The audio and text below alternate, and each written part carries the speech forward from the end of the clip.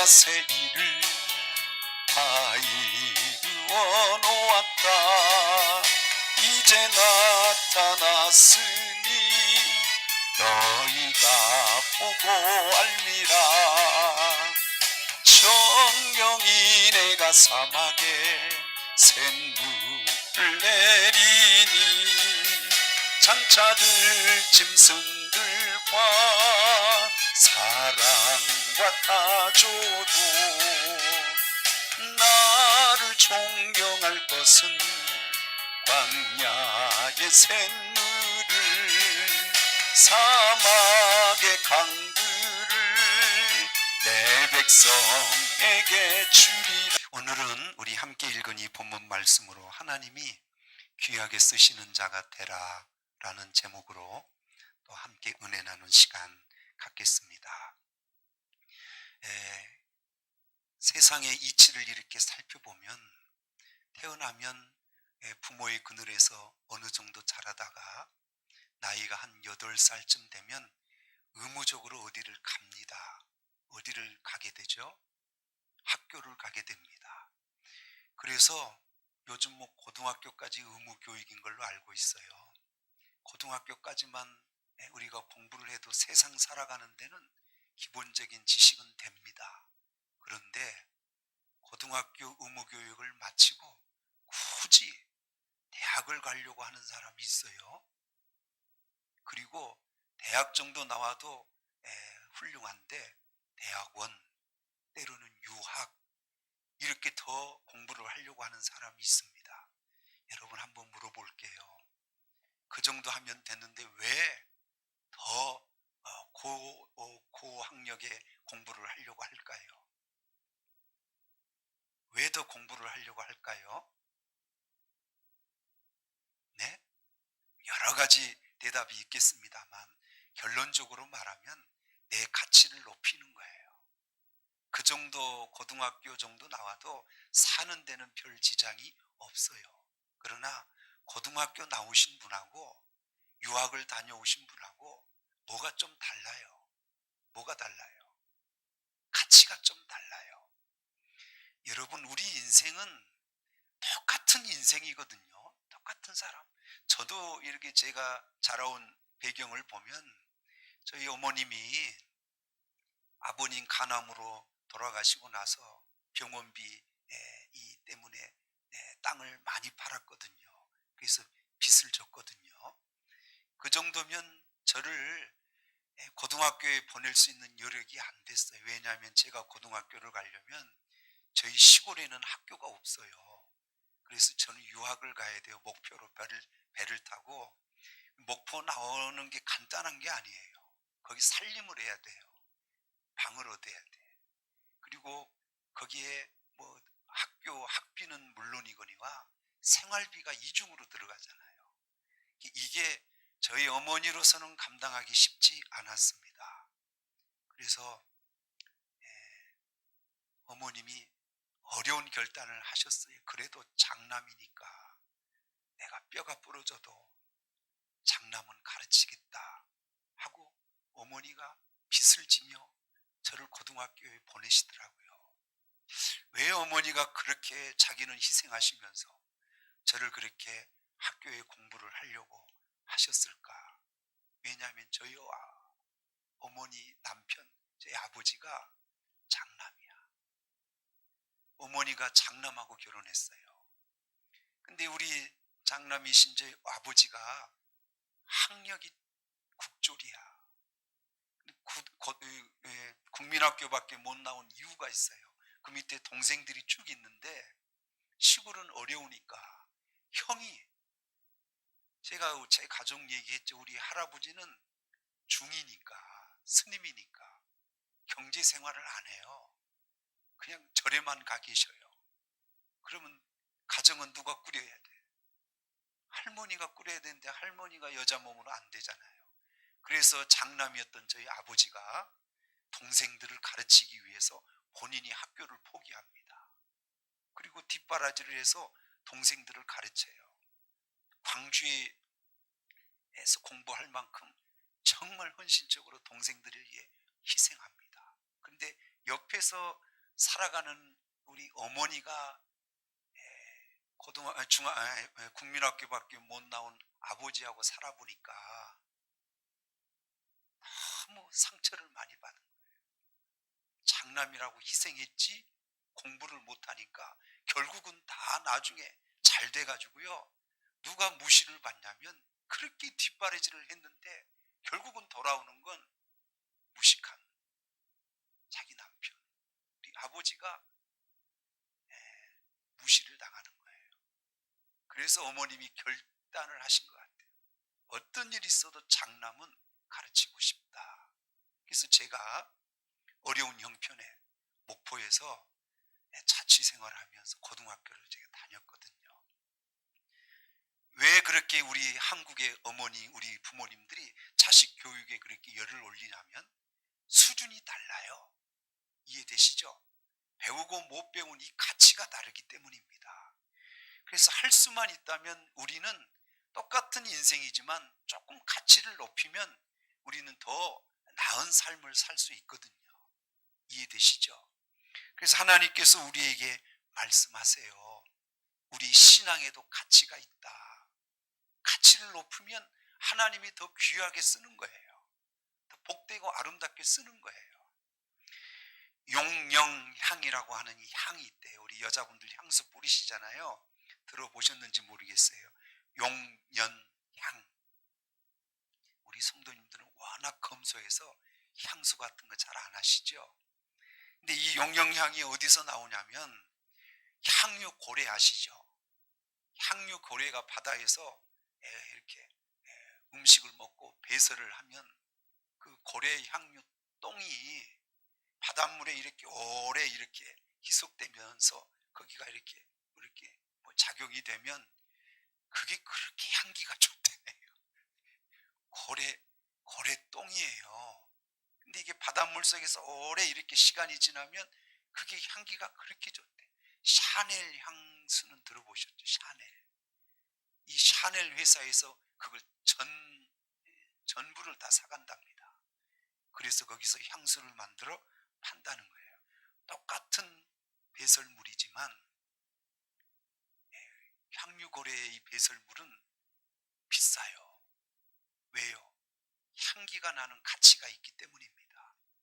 그래서 성도 여러분, 하나님도 오늘 우리를 보실 때 쓰시는 모양이 달라요. 이해되시죠? 이왕이면 하나님 앞에 가치 있게 쓰임받는 게 복 아닐까요? 그러니까 오늘 우리도 여러분의 신앙의 가치를 좀 높이시면 됩니다. 하나님이 더 가치 있게 우리를 쓰실 겁니다. 그러면 하나님께서 우리를 가치 있게 쓰시려고 하실 때 우리가 갖춰야 할 것들을 알아봐야 되잖아요. 예. 서론이 좀 길어서 좀 그래요. 이게 뭐예요, 이게? 예? 종이죠. 이게 값으로 따지면 여기 A4 용지 하나거든요. 이거 얼마쯤 될까요? 1원이나 2원이나 될까요? 근데 여기다 조폐공사에서 이 종이를 사용해서 10,000원짜리의 지폐를 찍었어. 이거 2원짜리였거든요. 10,000원짜리 지폐를 찍는 순간 종이는 아까 그 종이에요. 이게 값어치가 얼마로 바뀌어요? 10,000원으로 바뀌어요. 똑같은 종인데 거기에 무엇을 새기느냐에 따라 그 가치는 달라진다는 거죠. 이해되시죠? 우리 똑같은 종이에요. 그런데 내 삶에 무엇을 새기느냐에 따라 우리 인생의 가치가 달라지거든요. 그래서 그렇게 공부를 시키려 하는 거예요. 그런데 하나님께서 우리에게 인정된 가치는 꼭 공부를 잘하는 것만 하나님이 인정하는 가치는 아닐 겁니다. 제가 예를 들어서 그렇게 설명한 거예요. 지폐에는 앞면과 뒷면이 있죠. 이해되시죠? 앞면과 뒷면이 똑같이 인쇄가 잘 돼야 그게 10,000원의 값어치가 되는 겁니다. 앞면은 인쇄가 잘 됐어. 근데 뒤에는 절반만 됐어. 그럼 이거 10,000원이요? 아니요? 10,000원 가치가 없어져요. 오늘 우리 신앙도 마찬가지예요. 우리 신앙도 제가 볼 때 이 10,000원 지폐의 앞면과 뒷면이 있듯이 우리 신앙도 앞면과 뒷면이 분명히 있습니다. 이걸 잘 새겨놓으면 하나님은 우리의 그 가치를 쓰시는 거예요. 요즘은 5만 원짜리도 있잖아요. 그래서 여러분, 만 원짜리가 좋아요? 여러분 보시기에 5만 원짜리가 좋아요? 말할 것도 없죠. 하나님도 우리를 가치를 그렇게 보신다는 거죠. 자, 돈의 이런 가치가 다르듯이 우리 인생도 가치가 달라집니다. 이 가치는 누가 만들까요? 우리가 만들어가는 거예요. 이해되시죠? 자, 그러면 동전에 이 지폐에 양면이 있다고 했잖아요. 제가 쉽게, 여러분 이해하기 쉽게 이걸 비유해서 한번 설명해 보겠습니다. 자, 앞면을 먼저 설명할게요. 지폐의 앞면. 오늘 본문 19절을 한번 읽어보시죠. 자, 19절 같이 읽어보겠습니다. 시작. 그러나 하나님의 견고한 터는 섰으니 인치심이 있어 일렀으되 주께서 자기 백성을 아신다 하며 그 주의 이름을 부르는 자마다 불의에서 떠날지어다 하였느니라. 자, 이 본문 19절에 앞면에 새겨야 할 우리의 가치가 다 있습니다. 자, 순서적으로 조금 살펴볼게요. 첫째, 앞면에 새겨야 할 우리 신앙의 가치는 첫째가 뭐냐면 하나님의 견고한 터에 뭐 있어야 돼? 서 있어야 돼. 하나님의 견고한 터가 뭘까요? 저게 뭘까요? 그게 오늘날로 해석해 보면 교회를 가리킵니다. 교회라 그래서 다 견고한 건 아니죠. 교회가 견고하려면 진리에 바로 세워져 있어야 돼요. 여러분도 교회예요. 이해되시죠? 여러분이 진짜 견고한 터처럼 세워져 있으려면 여러분의 기본 바탕, 그게 뭐여야 돼요? 그게 말씀, 그게 예수여야 돼요. 그 터 위에 세워 있어야 견고한 터에 세워지게 되는 겁니다.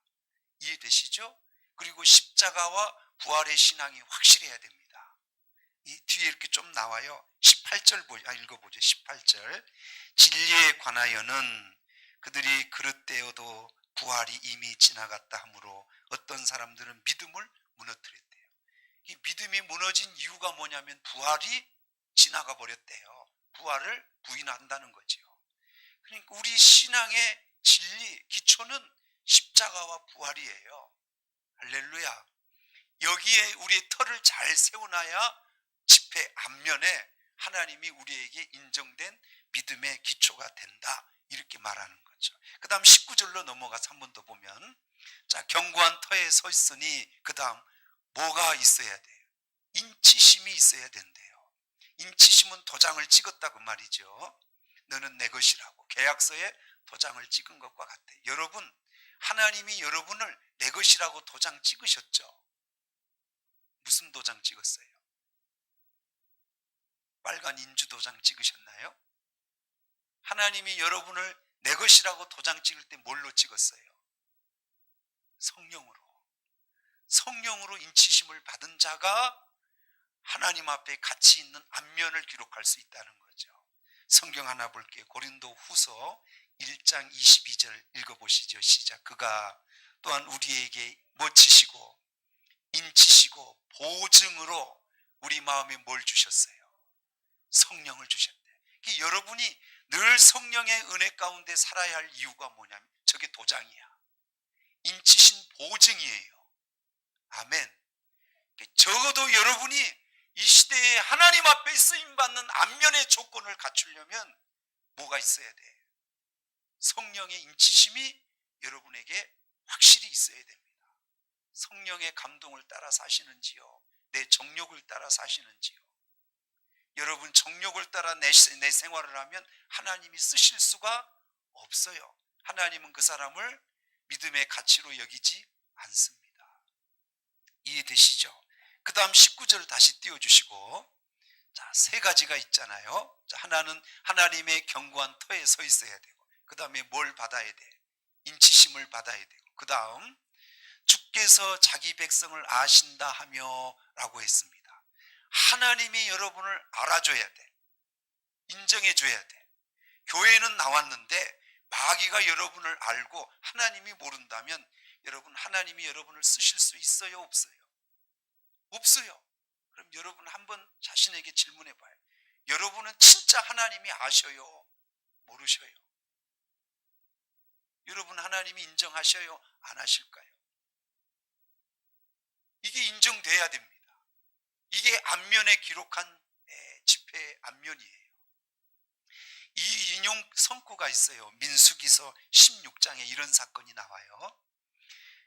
모세가 하나님의 지도자가 되고 총회에서 아론과 그의 자녀들이 제사장이 돼요.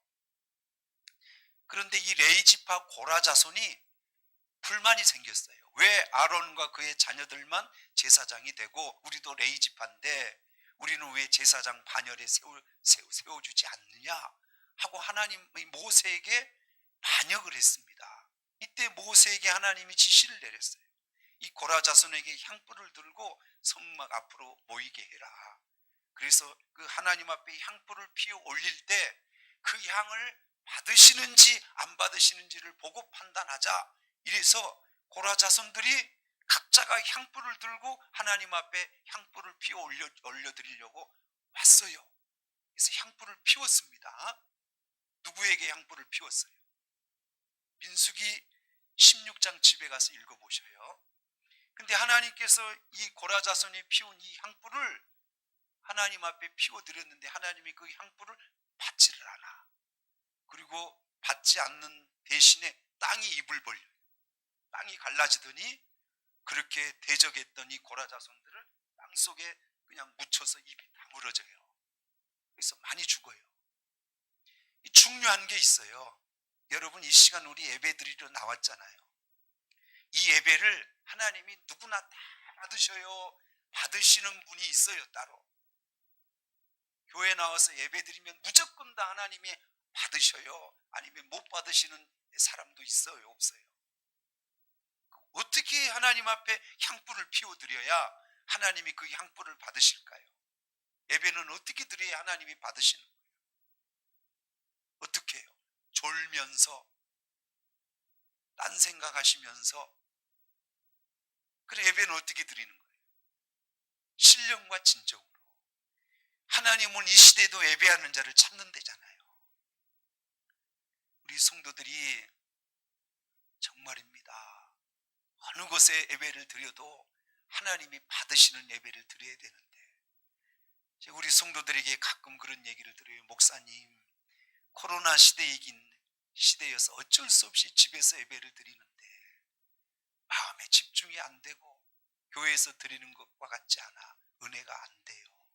이런 분들이 계시더라고요. 정말 신령과 진정으로 예배를 드리려면 어디가 더 나아요? 교회가 더 나아요. 여러분 하나님이 그거 안 받아주면 예배가 아니에요. 아멘. 이 얘기는 하나님이 아셔야 된다는 거예요. 나를, 내 믿음과 내 신앙을. 이게 집회의 앞면이에요. 정리해 보십시다. 내가 하나님 앞에 가치 있게 쓰임 받으려면 집회가 온전히 흠이 없어야 되잖아요. 앞면에 뭐가 새겨져야 돼요? 하나님께서 나를 견고한 터에 세워져 있는지, 그 다음에 내가 성령으로 인치심을 받았는지, 그 다음에 하나님이 나를 인정하여 아시는지, 이게 우리 집회의 앞면이에요. 이게 잘 되면 하나님 앞에 가치 있게 쓰임받게 된다, 이렇게 말씀하시는 거죠. 자, 이제 뒷면 한번 살펴볼게요. 오늘 본문 20절, 21절을 한번 띄워주세요. 본문 읽어보시죠. 시작. 큰 집에는 금그릇과 은그릇뿐 아니라 나무그릇과 질그릇도 있어 귀하게 쓰는 것도 있고 천하게 쓰는 것도 있고, 그 다음 그러므로 누구든지 이런 것에서 뭐를요? 자기를 깨끗하게 하면 귀히 쓰는 그릇이 되어 거룩하고 주인의 쓰심에 합당하여 모든 선한 일에 준비함이 된다, 이렇게 말하고 있어요. 이 동전의 뒷모양은, 앞모양은 하나님이 은혜 주셔야 되는 거고요. 성령으로 인치신 것도 내가 원해서 인치심을 받는 게 아니잖아요. 진리도 하나님이 우리에게 주셔야 진리를 깨닫게 되는 거잖아요. 아시는 것도 누가 알아줘야 돼? 그러니까 앞면은 다 하나님이 하신다고 보면 돼요. 그럼 뒷면은 누가 해야 돼? 이제 저와 여러분이 해야 되는 거예요. 가치를 만들어야 돼요. 이 뒷면의 내용은 한마디로 요약하면 하나님 보시기에 깨끗하면 됩니다. 어떻게 하면 된다고요? 하나님 보시기에 깨끗하게 여러분이 서 계시면 돼. 그럼 하나님이 이 동전의 가치를 인정하시고 여러분을 쓰시겠다는 거죠. 그럼 목사님, 하나님 앞에 깨끗한다는 게 뭐예요? 너무 감사하게 오늘 본문에 다 가르쳐 주셨어요. 그래서 저는 여러분에게 해석해서 알려드리는 거예요. 15절을 한번 보겠습니다. 본문 15절 읽어보시죠. 시작. 너는 진리의 말씀을 옳게 분별하여 부끄러울 것이 없는 일꾼으로 인정된 자로 하나님 앞에 드리기를 힘써라. 여기서 중요한 건 부끄러울 것이 없는 일꾼으로 인정된 자로 하나님 앞에 바로 서 있으라는 거죠. 이제 저를 보세요. 만약 어떤 집사님이 저에게 큰 잘못을 했어. 그러면 저를 만나는 게 쉬울까요? 저를 만나는 게 어려울까요? 왜냐하면 저를 보면 부끄러워할 거예요. 저에게 심한 잘못을 하셨기 때문에. 그런데 하나님 앞에 부끄러울 게 없는 사람은 하나님 앞에 나아가기가 쉬워요? 어려워요? 자, 그럼 이 얘기가 뭐냐면 부끄러울 것도 없이 인정된 자로 하나님 앞에 드리기를 힘쓰래잖아요. 여러분, 하나님 앞에 올 때 부끄러워서 나올까 말까 고민하다 와요. 하나님, 나 또 이렇게 나왔어야 하고 막 기쁨으로 와요. 뭔가 하나님 뜻대로 못 사시면 하나님 앞에 오는 모습이 부끄러울 수밖에 없죠. 이해되시죠? 여러분이 깨끗하다 이 말은 어떤 말이에요? 하나님 앞에 적어도 우리의 신앙이 부끄러운 관계가 안 돼야 된다는 거죠. 이해되시면 아멘.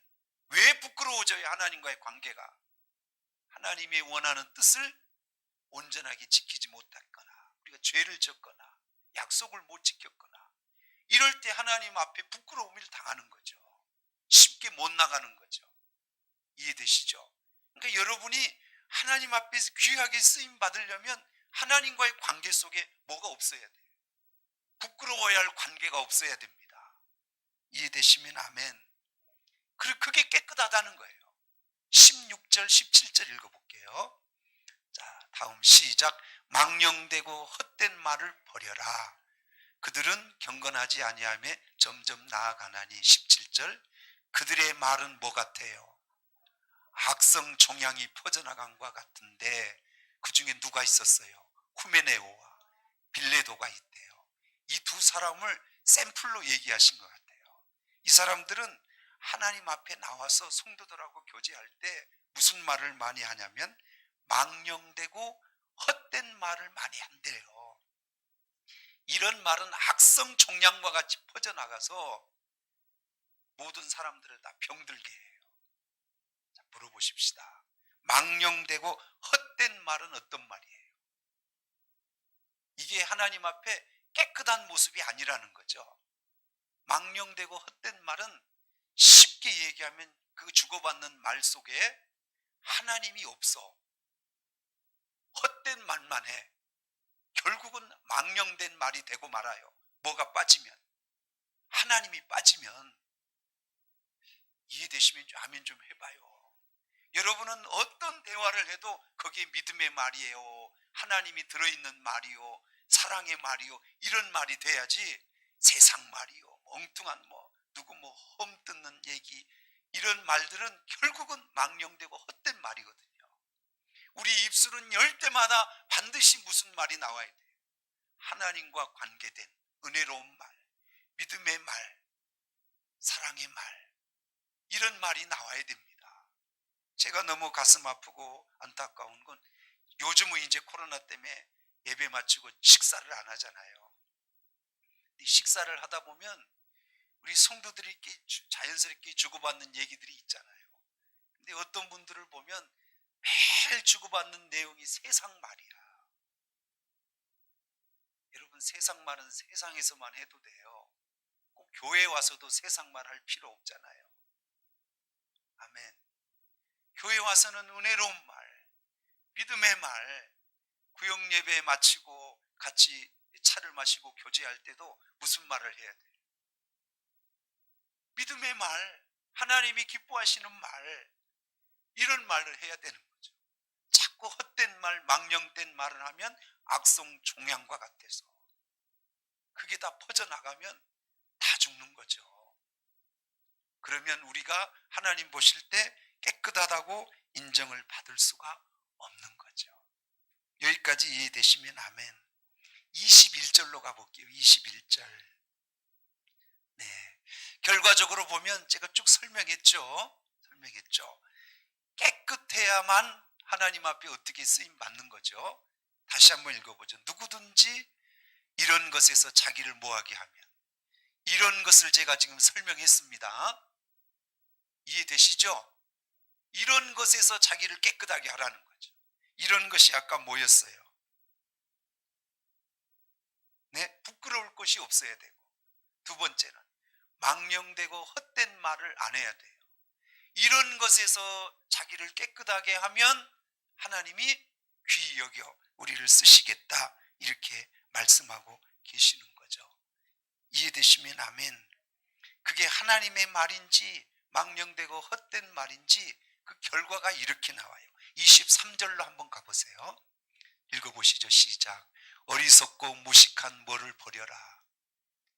여기서 어리석고 무식한 변론을 버리라 그랬잖아요. 그게 무슨 말일까요? 그게 망령되고 헛된 말이야.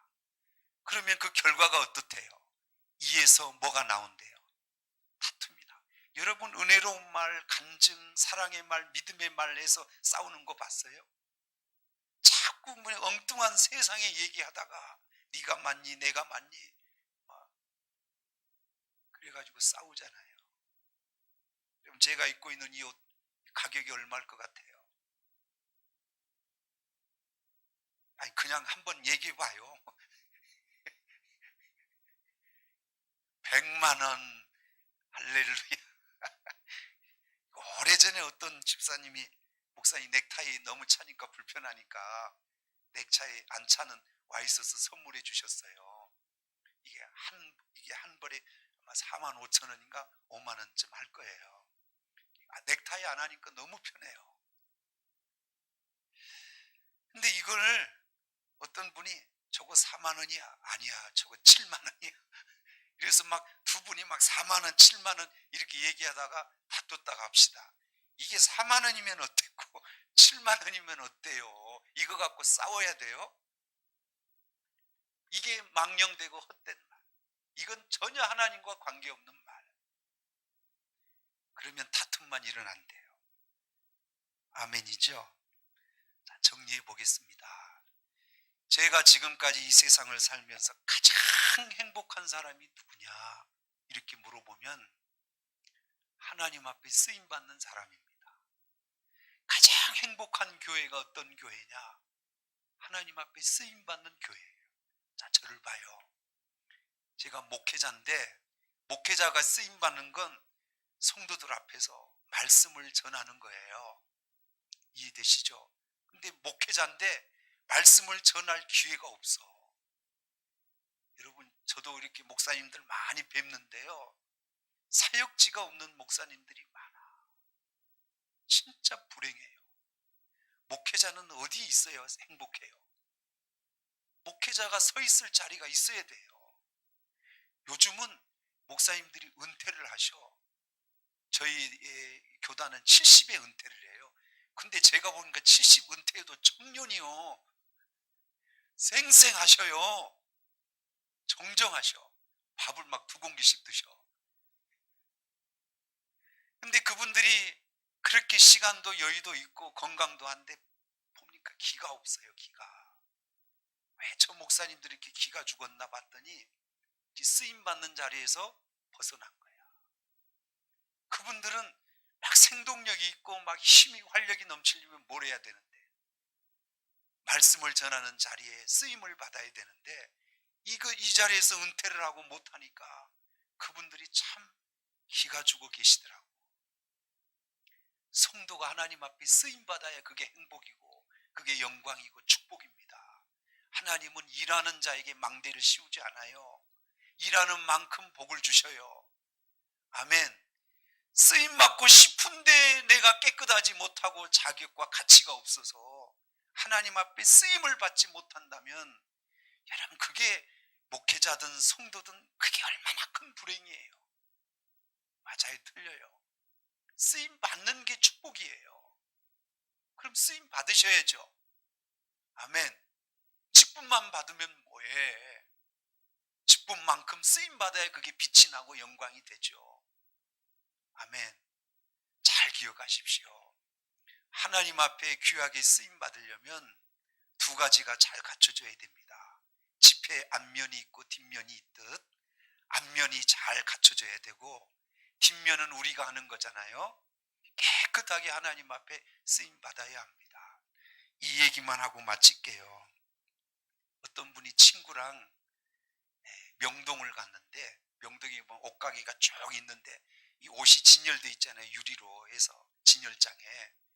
근데 아주 멋있게 생긴 옷이 있는데 거기 밑에 글이 하나 새겨져 있어요. 무슨 글이 새겨져 있냐면 하자가 매우 작은데 가격은 엄청 쌉니다, 이렇게 적혀져 있어요. 하자는 작아. 굉장히 비싼 옷인데 하자가 조금 있어요. 그 하자 때문에 가격이 엄청 싸대. 자, 이거 좋은 제품이요, 아니요? 이 얘기 좀 해봐요. 거기서 큰 깨달음을 얻는, 저를 보세요. 제가 아주 멀쩡해요. 거의 하자가 없어. 그런데 뭐가 조금 하자가 있어요. 보일랑 말랑한 하자가. 그것 때문에 제 값이 확 떨어졌어. 그럼 이제 저는 어떤 사람이요? 그 하자, 그 조그만 것 때문에 제 값어치가 확 떨어졌다니까요. 무슨 얘기냐면, 성도 여러분, 우리도 마찬가지. 하나님이 원치 않는 작은 그 하자 때문에 하나님께서 나를 쓰시려고 하는 가치가 확 무너진다면 여러분, 안타깝잖아요. 이해되시죠? 우리가 완벽할 수는 없지만, 그러나 이런 사소한 작은 하자들이 우리에게 너무 있어서 하나님이 나를 값 있게 쓰고 싶은데 그 치명적인 하자 몇 개가 하나님이 쓸 수 없는 사람이 된다면 얼마나 안타깝습니까? 그게 얼마나 큰 불행입니까? 성도 여러분, 하나님이 쓰시기에 합당한 사람으로 여러분의 가치를 세우시고, 우리 인생 금방 가거든요. 하나님 앞에 쓰임받다 가십시오. 아멘이죠? 멋지게 쓰임받다 가세요. 그것만큼 행복하고 아름답고 영광스러운 삶은 없는 줄 믿습니다. 어느 목사님이 이 설교하시다가 호박죽 얘기를 하더라고요. 평생 안 잊어먹어요. 호박죽을 맛있게 끓였어. 근데 이 맛있는 냄새를 맡고 저기 화장실, 그 푸세식 화장실에서 똥파리가 하나 날라왔어요. 그 맛있는 호박죽에 딱 앉았어. 그리고 날라갔어요. 여러분 같으면 그 호박죽 먹어버려? 그거만 살짝 덜어내고 먹어요? 똥파리가 날라와서 앉았다니까요. 대답 좀 해봐요. 먹어요. 거기만 덜어내고 먹어요. 수세식이 아니고 퍼세식 화장실에서 똥파리가. 그 목사님 그렇게 얘기하시더라고요. 여러분 같으면 그 호박죽 먹겠느냐고. 여러분을 가치를 높이십시오. 하나님이 인정하는 가치는 깨끗한 겁니다. 깨끗하게 나를 가꾸는 거예요. 하나님 앞에 부끄럽지 않게 사십시오. 아멘. 그리고 여러분, 망령되고 헛된 말 하지 마시고 다툼을 일으키지 마시고 진리로 바로 서서 여러분 평생에 복되고 쓰임받는 저와 여러분이 되시기를 주의 이름으로 축원합니다. 네, 우리 스트레칭 한번 하시죠. 손을 높이 올리시고.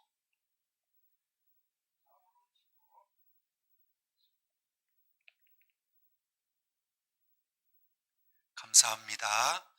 우리 짧은 시간이지만 또 우리 힘차게 기도하는 시간 갖겠습니다. 할렐루야 소리를, 아버지 나를 깨끗하게 하시옵소서. 하나님, 짧은 우리의 인생 속에 하나님 앞에 귀하게 가치 있게 쓰임받게 하옵소서. 하나님 앞에 부끄러울 것이 없는 신앙이 되게 하시고, 하나님 다 몰라줘도 하나님이 나를 아시고 인정해주는 자가 되게 하여 주시고, 다툼과 분쟁을 일으키지 아니하고 망령되고 허탄한 말로 하나님 우리가 더러움을 당하지 않도록 주님 저희를 귀하게 쓰시기를 원합니다. 성령님 도와주시옵소서. 우리 다같이 주여 삼창하시고 기도합니다. 주여 주여 주여